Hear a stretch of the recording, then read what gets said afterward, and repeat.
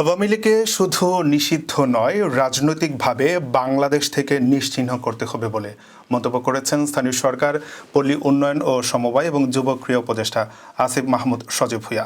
বুধবার দুপুরে নিজের ভেরিফাইড ফেসবুক আইডিতে এক পোস্টে এমন মন্তব্য করেন তিনি। ফেসবুকে উপদেষ্টা লেখেন, এইটাই আমার ব্যক্তিগত অবস্থান, এখন সেটা করার প্রসেস কী হবে তা নিয়ে আলোচনা হতে পারে। পৃথিবীতে বিভিন্ন দেশে এমন নজির আছে। আমার চোখের সামনে তাদের গুলিতে ভাইদের শহীদ হতে দেখেছি, গুমের শিকার হয়েছে, মৃত্যুকে কাছ থেকে দেখেছে। আওয়ামী লীগের রাজনৈতিক পুনর্বাসনের চিন্তাও আসা অসম্ভব।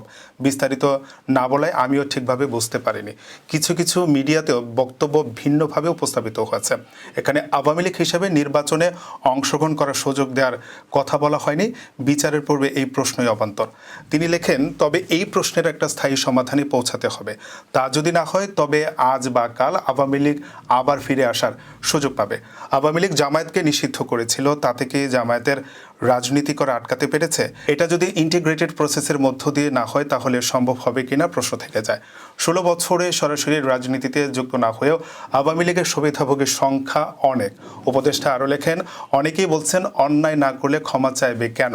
অবশ্যই ক্ষমা চাইতে হবে।